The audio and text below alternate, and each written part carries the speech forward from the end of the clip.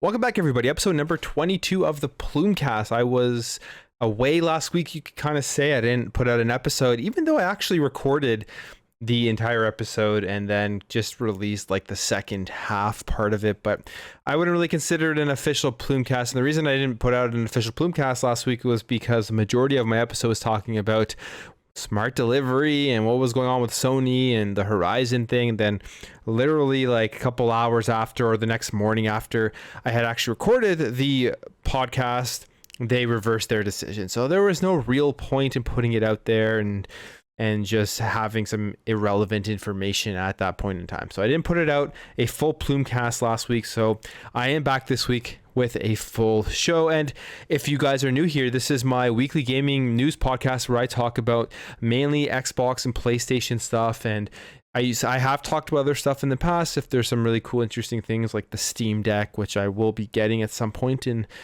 2022, I believe the first quarter of 2022, which was a device that really got me excited when they announced it, and I was able to actually get a pre-order. So if the stuff like that comes up, I will talk about it. But yeah, my weekly gaming news podcast, Plume Network is my channel if you're new here, and I do daily Xbox centric news videos. And it's been a good week. There was the PlayStation Showcase. I actually did my thoughts on that this week in a video. It was about a 19 to 20 minute video, but I think I will touch on that again. And there was a bunch of other Xbox news stuff that I want to go over. But yeah, so those will be the topics. I'm not going to go over every single topic. All of the timestamps will be in the actual video itself if you want to jump to whatever you're interested in listening to. Now on my mouth, a lot of the times when I'm making my videos and doing my podcast is more just kind of clean cut. I don't really cut too much out of it.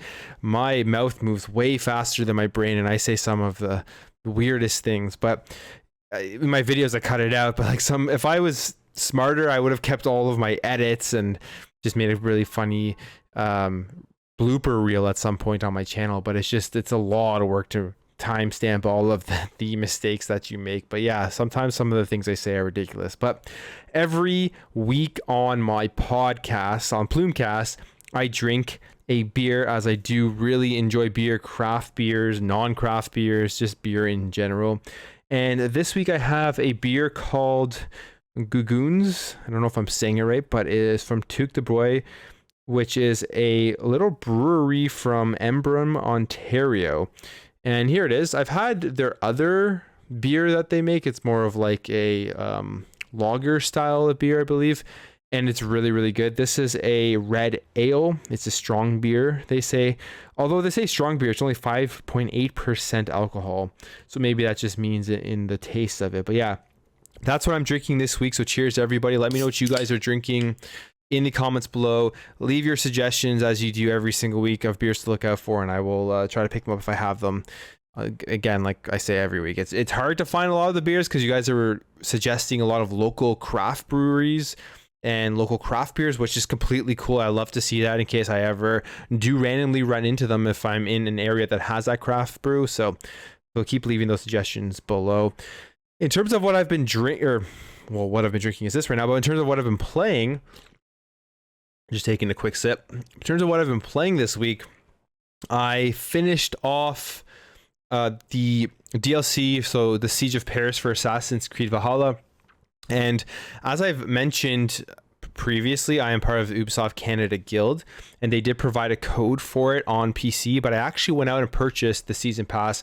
It was on sale on the Xbox store, so with my own money for Xbox, and I played it on my Series X, and I finished it on the Series X, and I thought the Siege of Paris DLC was actually a lot of fun.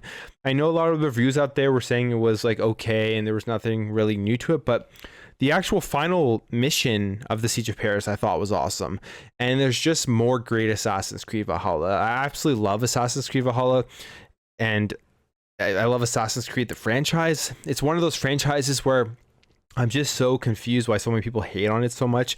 And the only reason I can think about it is because a lot of people haven't played the newer Assassin's Creeds, and they're just kind of mad that they went to this new style of an open world RPG where you're just kind of running around and doing a bunch of different things. There's always something to do, and you're getting new equipment, new weapons, and all that kind of stuff. Like the scythes in the Siege of Paris DLC are so cool, and they're actually really fun to use. So it's a new weapon that wasn't in the previous expansion and in the regular game, but it's an awesome weapon to use. You can hold down like I have a sword in my right hand and I have the scythe in my left hand, and the sword's a lot faster. The scythe is not a lot faster, but if you hold down left bumper, he just keeps going at it back and forth, and it's really good for like fending off multiple enemies, as well as finishing off like a stronger enemy where you can stun him and then finish him off with the weapon. And it's just it's a lot of fun to use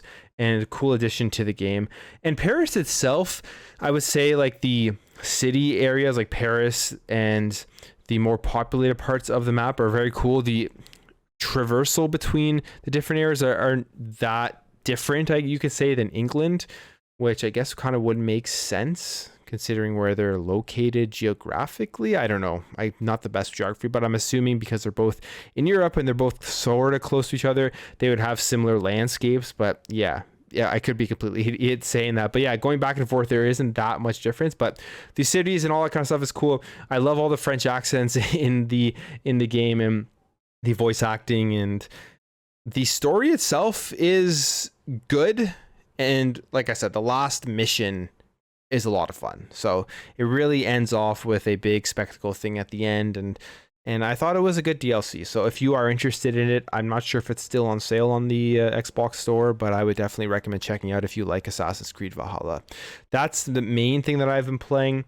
Besides that, I just started The Artful Escape, which I haven't put too much time into it, but the music and some of the guitar riffs in it are really, really good. So that's really cool. I actually do play guitar as well. It's maybe not something you guys don't know, but I do play guitar, not as much as I used to, but I do play electric, and I have a couple acoustics as well. And besides that, so I mean, that connection as well got me wanting to play the game. And it's so far the music in it has been sounding great, but yeah, I got to get further into it. I may actually, after I'm done recording this, just sit down and play through a lot of it. I don't think it's a very long game. Probably, I'm guessing, will be around like 5 to 10 hours. But yeah, I'm gonna jump back into this after recording this. And then I've also been playing Sonic Colors Ultimate, which is a game that originally came out on the Nintendo Wii. I never got around to playing it on the Nintendo Wii. I do enjoy the Sonic games, and people say that this is one of the best Sonic games out there. And from what I've played so far, I've completed the first world. It is a great Sonic game if it's going to stay along these lines from the first world, and even get better than that in terms of like the actual platforming part of it, the different mechanics that they've added into the Sonic, like the different moves you can have. The music is great. It's great. And the graphics with the remaster look really, really good in 4K. So I would recommend Sonic Ultimate, or Sonic Colors Ultimate, I think that's what it's called, if you like Sonic games. But I like Sonic games. I played pretty much most of them that come out. And yeah, I'm enjoying it. So those are the 3 games that I've been digging into this past week. And yeah, let me know what you guys are playing in the comments below. But with all that being said, let's jump in to this week's Plumecast. All right, starting off this week's podcast, I wanted to talk about the state of PlayStation, or the PlayStation Showcase, and the state of Xbox going forward into the next couple of years, because we finally got some information, some news from Sony. They had a showcase. They showed off stuff that we can expect if you have a PS5 in, who knows, like 2023, 2024, 2025, whenever the games are going to be released. So they had their showcase this week. I did a 20-minute video with my full thoughts on it, and I thought that the showcase was great. I had a good time watching the showcase, and I was excited for the games that they showed off, specifically Wolverine and Knights of the Old Republic, and even God of War Ragnarok, even though I thought God of War Ragnarok looked like eerily similar to the 2018 version, in the sense that I don't think it's going to be a big upgrade for the next generation consoles. And that also could be because it is cross-gen, so they're probably just going to have slight like texture upgrades and lighting upgrades and stuff like that for the PS5, and obviously better frame rates, and hopefully it runs and looks great on the PS5 even with just those slight upgrades. But besides that, the show overall I thought was very good at building up the hype for the PS5. Now, the thing with this showcase was Sony, I've said this multiple times on my channel. You could, if you wanted to go through the archives, you could somehow find it. But I've said this multiple times about Sony, is that they are amazing at marketing, and they are better than anybody in the gaming industry at getting you hyped up for their console and for their games. And they did it again with the PlayStation showcase, in the sense that people watched this showcase and they left with lots of excitement for games that are going to be coming out for the PS5, but they had no idea when these games are going to be coming out. They aren't going to be coming out for the next 2-3 years. So all of the excitement for these games is going to go away in the next couple of days. But within that week after the showcase, within those first few days after the PlayStation showcase, the amount of buzz that was created, that is still going on for PlayStation, is immense, in terms of its social media reach, in terms of its online reach, in terms of people talking about it with their friends and all that kind of stuff. That alone is going to push more people to go out and buy a PS5, even though they're not going to be able to touch or play any of these games for a very long time.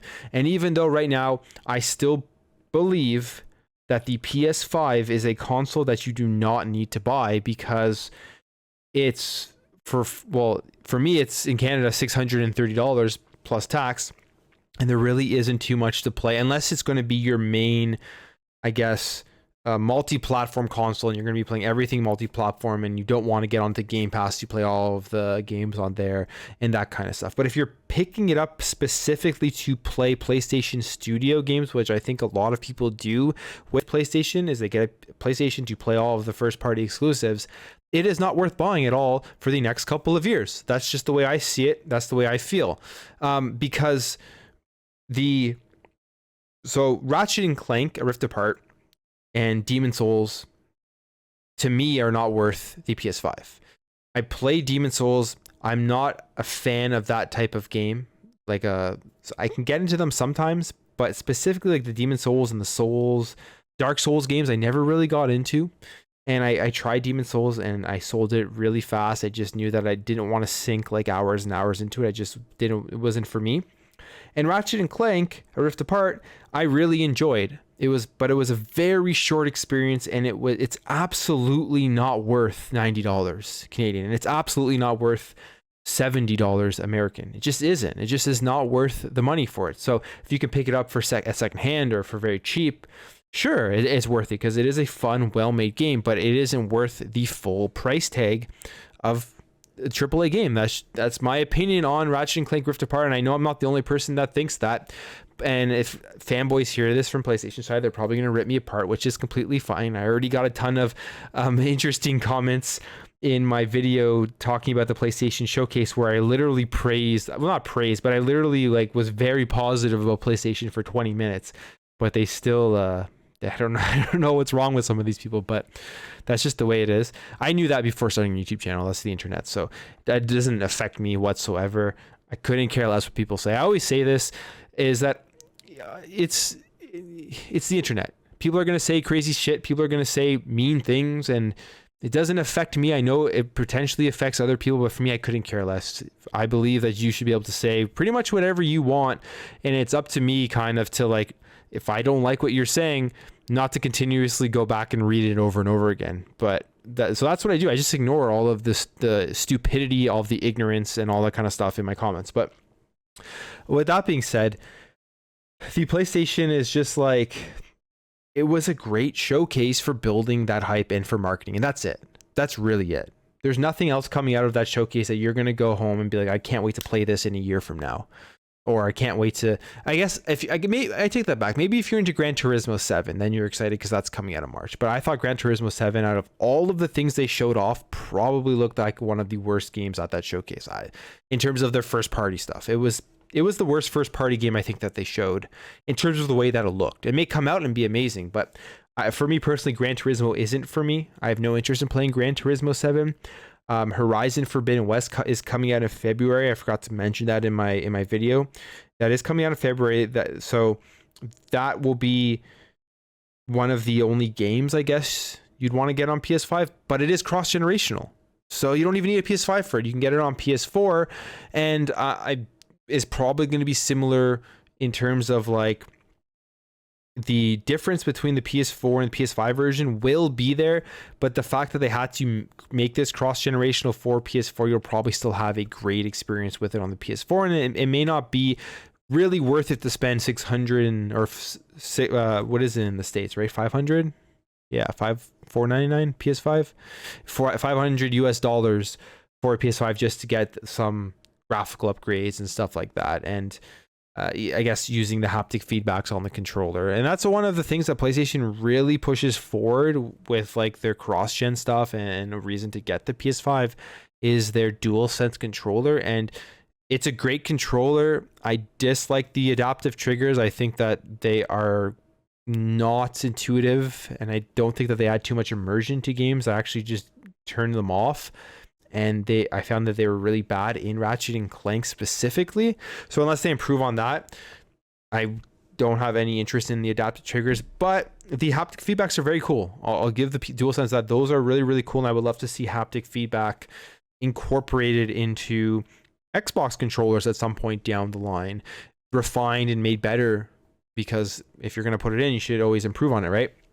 But yeah, so my point of talking about this was they showed Spider-Man 2. That's not coming out, they say, until 2023, and who knows if it will make that release date. Wolverine's not going to be coming out till like 2024, 2025, because if they're working on Spider-Man 2, even if they have two teams, it's going to be tough, I think, to like be able to put everything into both of those games. So I think that will be coming out after Wolverine. Plus, they wouldn't want to put it out within the same window as Spider-Man 2, because they're going to want to market and put all the resources into Spider-Man 2, get people to go spend all their money on that. And then when that dies down, then put out Wolverine to get people to spend their money on that. God of War Ragnarok, I mean, what can I say? God of War, the 2018 version, was a great game.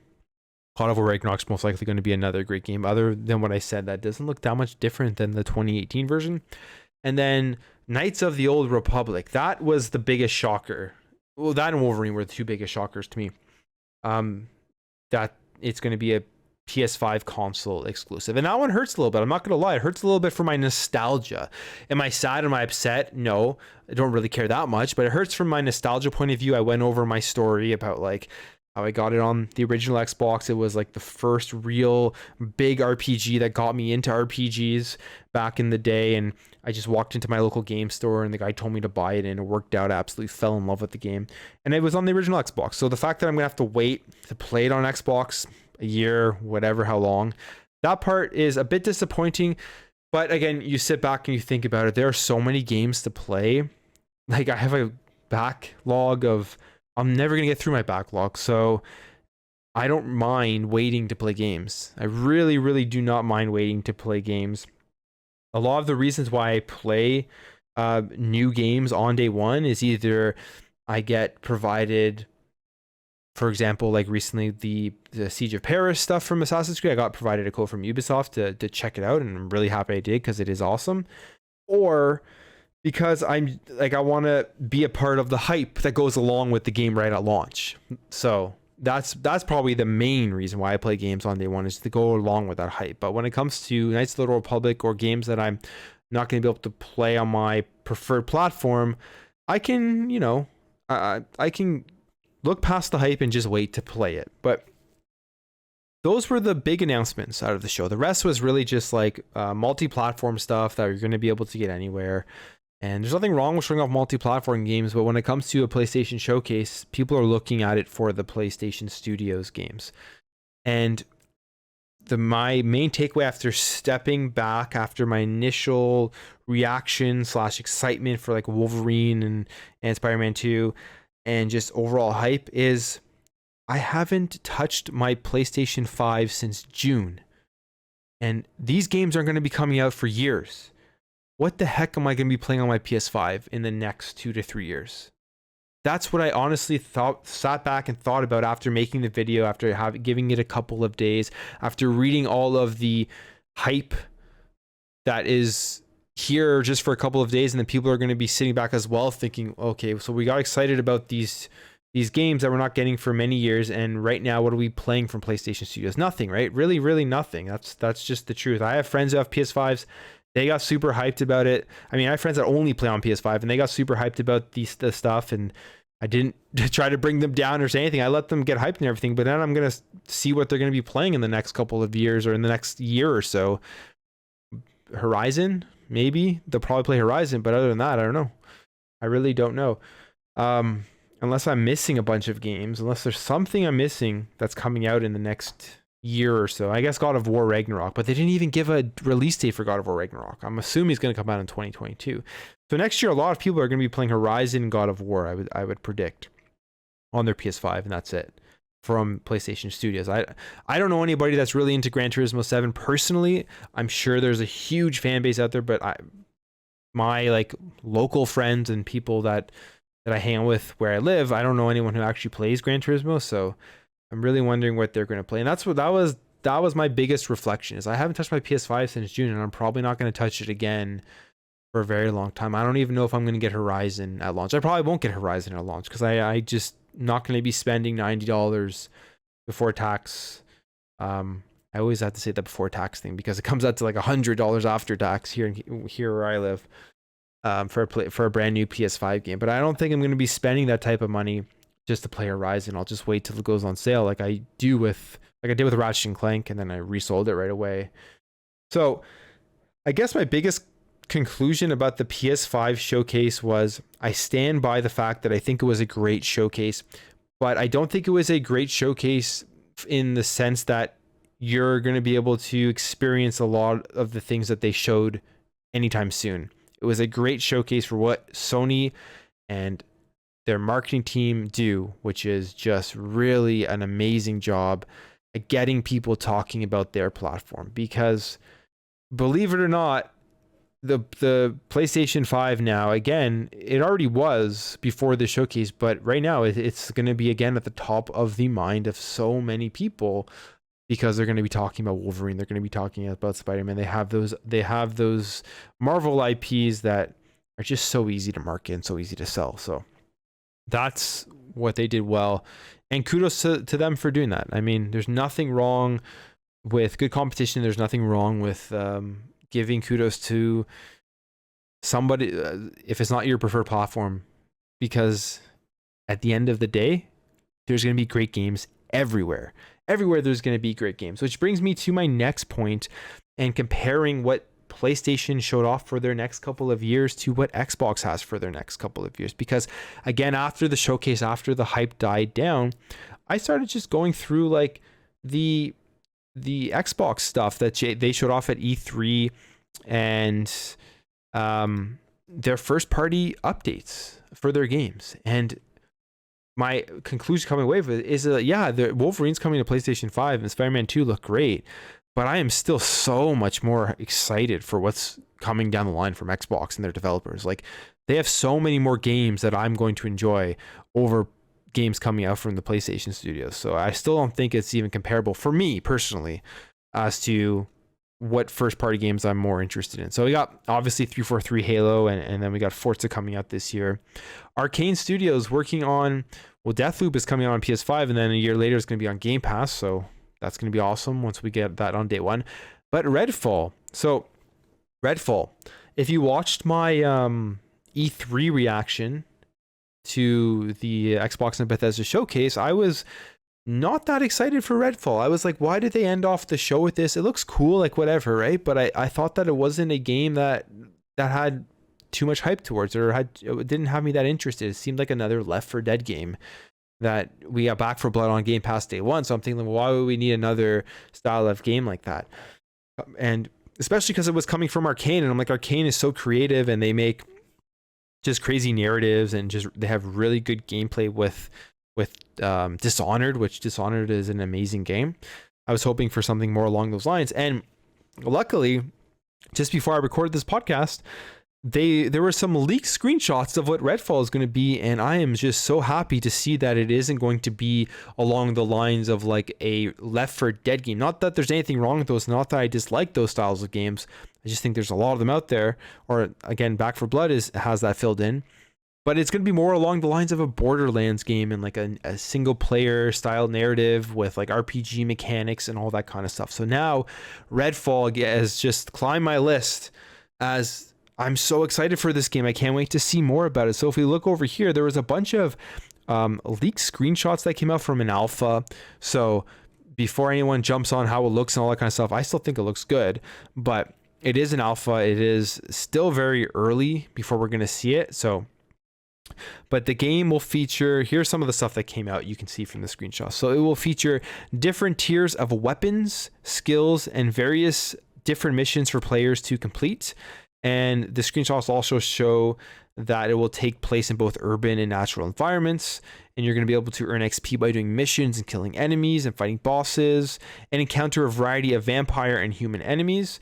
And there will be 6 characters to choose from that each have a special ability. And it's going to be an open world style of game with gameplay reminiscent to Borderlands. And Borderlands is a ton of fun. So I'm so happy to see this. And then if we go through some of the screenshots, like there's a lot of cool stuff that we kind of can get wrap our heads around it more about what this game is going to be. So this one here is just getting into the game, right?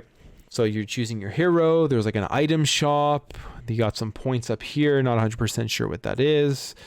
And then just running around in the open world in this like natural environment, probably like without all of the assets and everything in there, because it does look kind of like empty. And then here again, more walking around. Obviously this is definitely an alpha. You can see like it doesn't even have like the graphical structure, the game structures in there. It just has boxes representing stuff. And we got this one here, which is really cool. And I'm so excited to see stuff like this because it is like your guns and your weapons within the game that have level requirements. They have all of the different stats.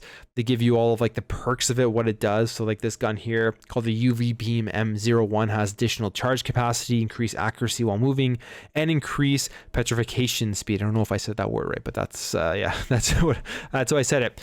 And it's a beam weapon which fires concentrated UV light, and it has like a 5,384 rating. So that like just a screen like this has me excited for the game, knowing that we're going to be scouring the world looking for different cool weapons and being able to upgrade them, and having to choose the correct, most likely choose the correct style of weapons in order for certain encounters, for bosses, for different enemy types and stuff like that.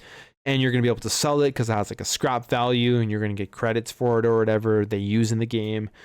There's med kits and armor and all that kind of stuff. So it's going to be an open world Borderlands RPG. And I am very, very happy and excited to see that, because that's kind of more what I was hoping for, more so than the Back 4 Blood style of game. Here is a screenshot of the loadout. So you can have 2 weapons, you can have a med kit, you can have armor, a memento, you have skills. I wonder if they have any screenshots of the skills in here. Just more weapons and running around the world. Yeah, and some of these weapons look super cool. Like this one looks awesome. I don't know what it is, but it looks very cool, colorful, definitely unique. And yeah, I don't know if if there's anything showing off the skills, but it says, okay, this is just like a dialogue box. Yeah, going through. Oh, there we go. There's some more inventory management stuff here. You can see the different characters, and another gun here that has like called the Heat Civilian M01, increased hip fire accuracy, shots do additional damage, and improved accuracy. And this one I believe only has a rating of 80, so this is a much lower level gun. So we got a glimpse of like the more powerful guns, then we're getting a glimpse of the lower level guns. And yeah, that's it. Those are the leaked screenshots. But the game, now I'm excited for this game. Like I really wasn't excited for Redfall after they showed it off at the Xbox and Bethesda showcase, but after seeing these leaked screenshots, knowing that, like I said, I've said this like 4 times already, but knowing that it's going to be more like RPG, open world, Borderlands, running through doing missions and fighting cool bosses and stuff like that, I can't wait to see what Redfall's all about. And plus it's coming from Arcane, and Arcane is an incredible developer with what they've done with Dishonored and Dishonored 2, and their graphic style, their stealth gameplay, just their world building and character building is so well done. So I can't wait to see how they transfer what from a game like Dishonored over into into a game like Redfall. And vampires always sound cool. So yeah, that's coming from Arcane, but let's get back to some of the other first party stuff that's coming out. We got all of the Bethesda game studios, and we're getting Starfield in 2022, the next Elder Scrolls. And I want to also say, with all of this stuff, yes, I do completely realize that a lot of these games I'm talking about right now for Xbox as well are not coming out for many years. So I saw people like saying things like this in the comments, saying, how could you criticize Sony that these games aren't coming out for years if all of these Xbox games aren't coming out for years either? Well, the big difference between the PlayStation 5 and the PlayStation ecosystem in general is that they have Forza and Halo coming out this fall. Then we have Starfield in 2022, so we have an actual release date for that. And in between all of this stuff, we are getting day one Game Pass games all the time, or we're getting Game Pass announcements all the time, every single month. And there's always something to play. I play my Xbox Series X and S literally every single day. Unless I can't, like, unless like I'm not at my house, right? Like when I was on vacation for 4 days, I didn't play it because I wasn't home. But I would say I play it every single day, and I play such a variety of stuff on my Xbox. Like today I was playing, as I talked about in the beginning, I finished off Siege of Paris. I played Sonic Colors, which ironically both aren't on Xbox Game Pass. But then when I was done those, or when I stopped playing those, I played The Artful Escape. And then last week I played Psychonauts like non-stop in another Game Pass game. And we have played games like Narita Boy in between games, big releases that I wanted to play. So it's just, there's always something to play on the Xbox. And that's why these games that aren't going to be coming out for a while, it's a lot easier to kind of stomach with the Xbox, in my opinion, of course. Then you have the Coalition, Gear 6, who knows when that's going to be coming out. Compulsion Games, they have... I think right now, I don't know what they're working on next, but right now it's unknown. Double Fine, Psychonauts 2, which is out now, one of the best games that I've played. I absolutely love it. Perfect Dark, this one is one of the most intriguing ones for me from the initiative because of all the stuff that's gone on with, like, I forget his name, but going back to Insomniac. And who knows when this game's going to come out, but I really, really hope they do knock it out of the park. It's Software. They're going to be working on the next Wolfenstein, Doom, Quake, that kind of stuff. In Exile, so we have Wasteland, which is I haven't played too much of it, but from what I've heard from my friends and stuff who have played it, it is really, really good, and I should definitely try it. And then they apparently are going to be working on another project as well. So, because with Wasteland, the DLC is coming out. There's a new DLC coming out as well. But they finished Wasteland 3 in terms of the main game, and then they're working on 2 new Unreal Engine 5 RPGs. So nobody knows what that is, but it could be very, very cool. Machine Games and Indiana Jones, like that's going to be another huge game once it's finally shown off with gameplay and given a release date. Then Ninja Theory, Hellblade 2, Project Mara, those are going to be big games. Obsidian. Now, Obsidian is where I come back to, and I always think like Obsidian is going to be, I don't know if it's the best comparison, but Obsidian is like going to really carry Xbox for the games that they're putting out. So they have Grounded out there right now, which is doing very well, but you have Avowed coming out, which I'm hoping is relatively soon, 2022, 2023, and then The Outer Worlds 2, which they announced. They didn't give a release date, and there's clearly nothing to be shown off, but maybe that's going to be coming out as well in the next year or two. Who knows? But just massive RPGs coming from Obsidian that everyone is going to want to play and everyone is going to be excited about. And when I say carry Xbox, I mean just like they have just, I think some of the IPs right now, besides like a lot of the Bethesda stuff, that people are probably most excited for within the Xbox Game Studios. I could be wrong on that. But Playground Games, we got Forza Horizon 5 coming out in November, and then Fable. So who knows when Fable is going to be coming out, but that game is going to be huge. And if Forza Horizon, in terms of the way that a developer creates games graphically, gameplay wise, and open world wise, is any indication of how Fable is going to end up, then I think it will be very good. And then we got Everwild from Rare, and then we have the stuff from like Tango Gameworks, that's Tokyo Ghostwire, which is coming on PS5, but then will be coming to PlayStation, State of Decay 3, Age of Empires 4. That's always one people forget about. Age of Empires 4 is coming out this year, and that's an Xbox Game Studios game.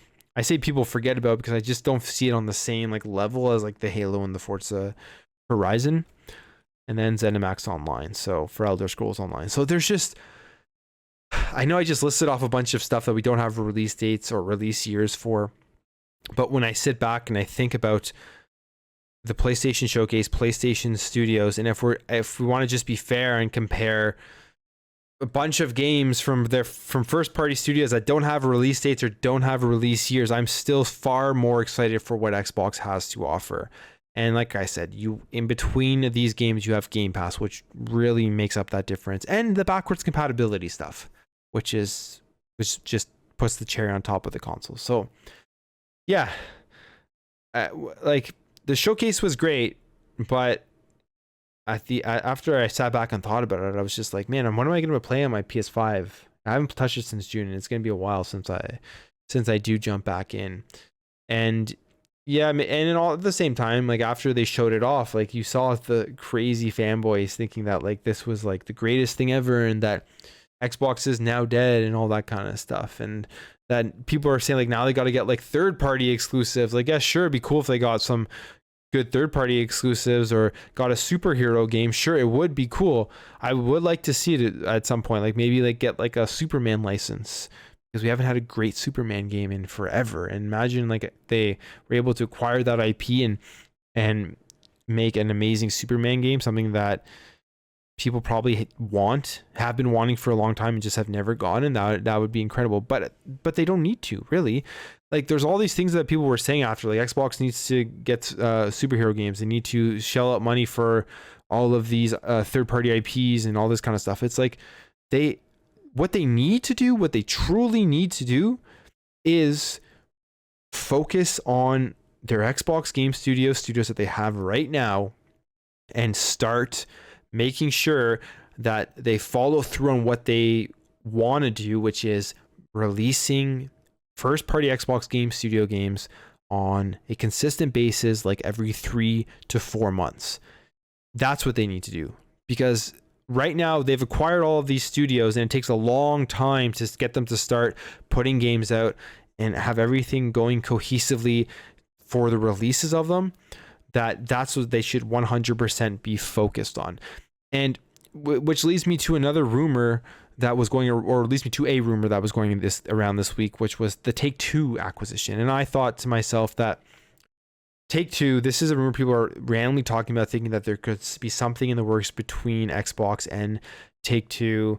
I even saw something on Twitter from an article that was posted, I think last year around this time, where Compulsion Games had moved their studios to a building or a studio right beside Take-Two, and maybe they had like employees. I don't know what the exact details of it were. I just didn't really read through it because it was an older article, but there's all these things people are putting together to talk about the fact that Xbox may be acquiring Take-Two.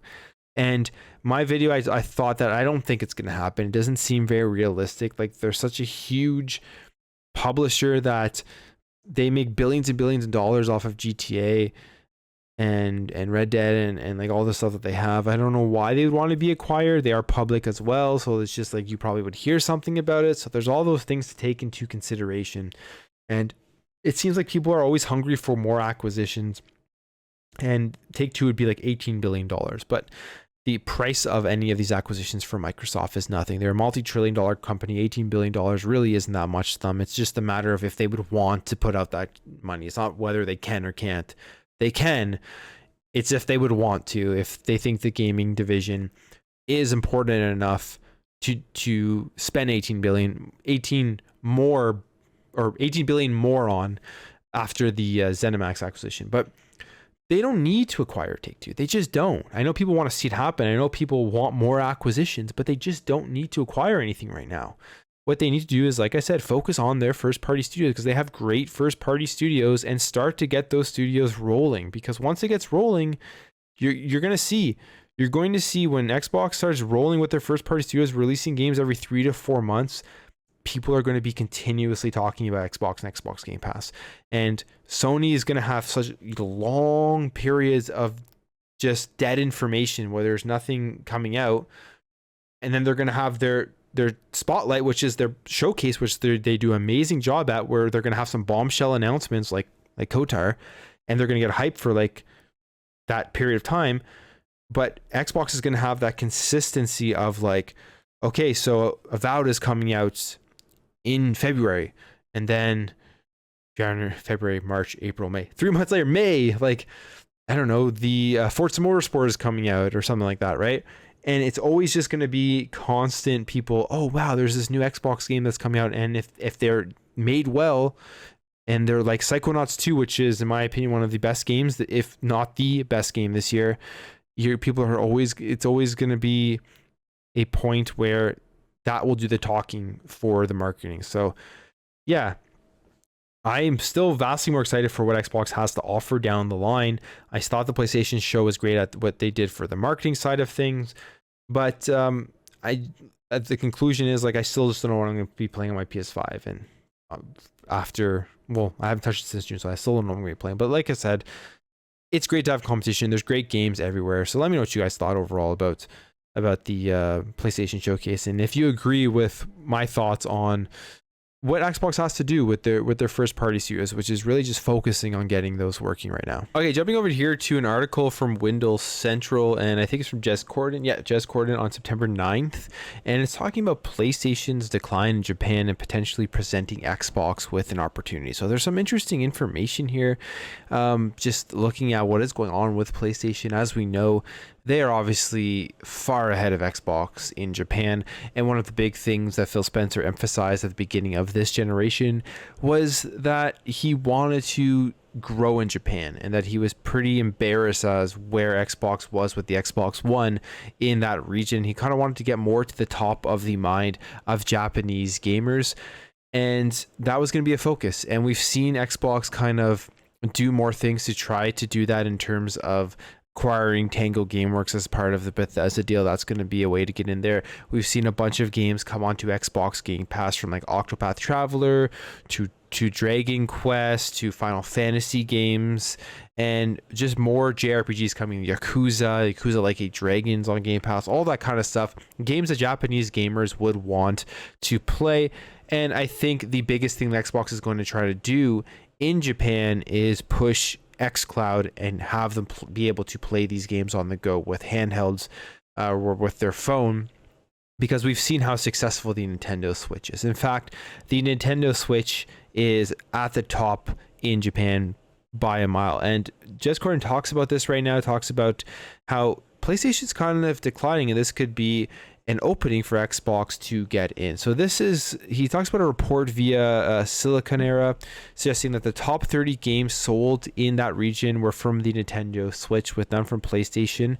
And Microsoft's Switch version of Minecraft, so a Microsoft game or an Xbox game, or I guess an Xbox Game Studios game, has topped the chart in Japan back in August.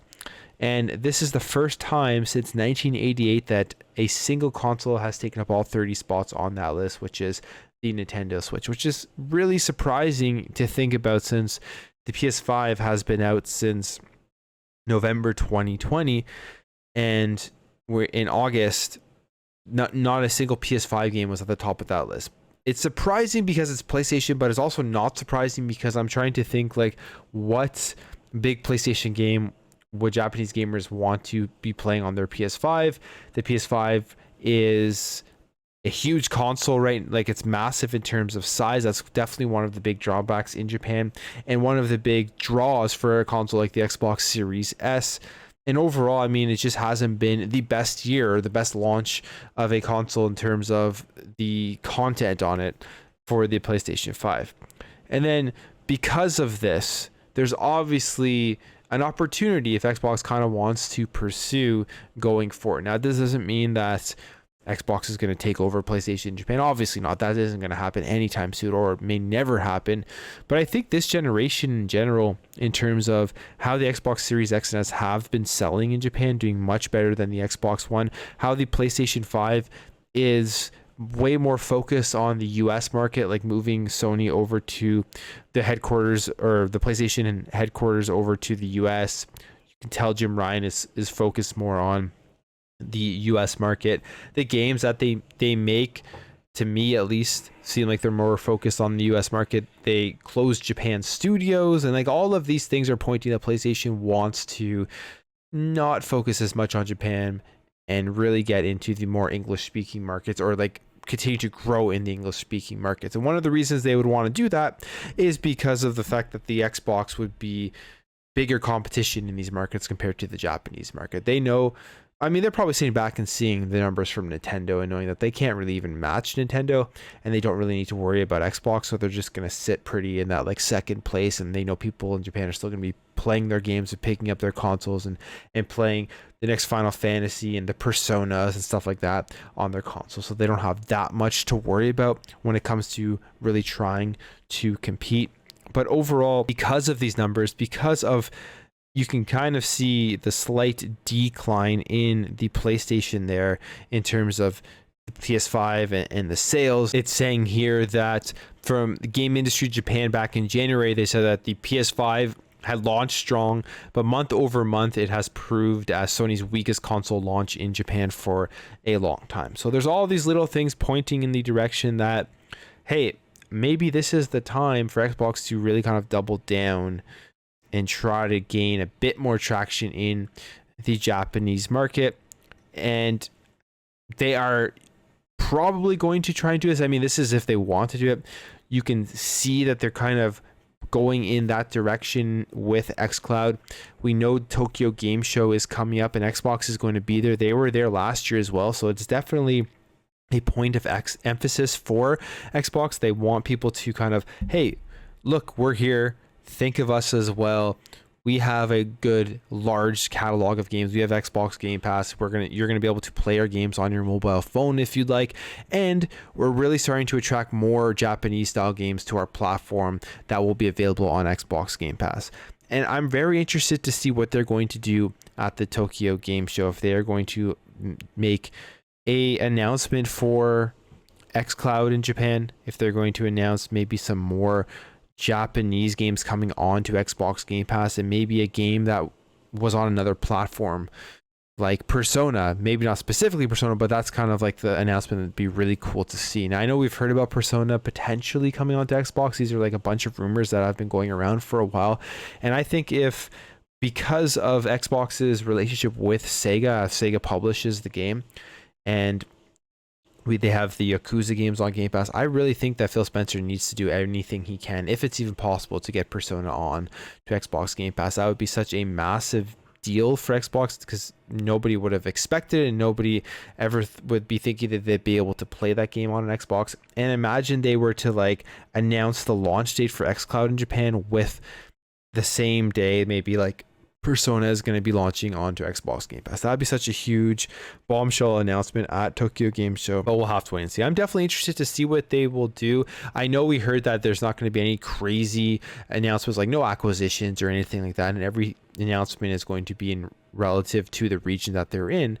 But hey, they could have some cool Xbox Game Pass announcements. But all in all, I mean, it's interesting to see the shifting market overall, even just looking at this graph, and you see just the upswing of the Series X and the Series S in terms of units sold, whereas with the Xbox One, like, it just completely fell flat.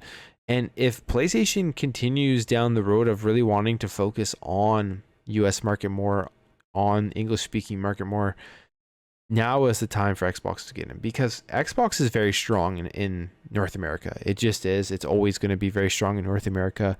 It'll be outsold by PlayStation in terms of units sold, but they don't care about that. But just in general, the market that they are targeting in the UK, in Canada, in the United States, and in English speaking countries, they have those markets. They already have loyal fan bases in those markets, but they're significantly missing in Japan. And if PlayStation wants to focus more on the US stuff, I really think Xbox needs to just add more stuff to the Japanese market, try to get more studios and developers within Japan to make games for those markets. And then at the end of it, we'd all win, because we would be getting a lot of those JRPGs on Xbox Game Pass if you're somebody who enjoys JRPGs. Like if you even think back to like the Xbox 360, I just looked for like the best 360 JRPGs of all time, and it brings back memories because I played a bunch of these. I actually still own a bunch of these, like Infinite Undiscovery. I own that actual physical copy. Final Fantasy 13, Nier, The Last Remnant, I have that one as well. Resonance of Fate, never played that one, but Blue Dragon, that was like a huge like exclusive for Xbox 360 JRPG. And you had more Final Fantasy games. Eternal Sonata, have that one as well. Tales of Vesperia, have that one too. And then one of the best ones here, it's an incredible game. You have played it, Lost Odyssey. So like, imagine being able to get a catalog like of these types of games as on top of everything we're already getting. I think it would just be a really cool treat. And it just overall, I think that, yeah, I agree with this. Now is the opportunity. And Phil Spencer's talked about it. He wants to get more. He wants in the top of the minds of Japanese gamers and grow on that industry, grow on that market. And I think now is the time to get in there. So like I said, very interesting to see what they're going to be showing off at the Tokyo Game Show. I hope that they have some good announcements that get people in Japan excited. And then maybe that will affect the overall sales of the Xbox Series X or S, and people signing up to Xbox Game Pass, signing up to xCloud when they officially launched over there. Anyways, guys, that's it for me. Another week, another Plume cast. Thank you all for stopping by. Let me know what you think about all the things I talked about in the comments below, and make sure to stay tuned all starting tomorrow all week for my daily Xbox and news videos, and really appreciate all of your support. Thank you all for watching. Thank you for your support again, and I will catch you throughout the week and next week in the Plumecast.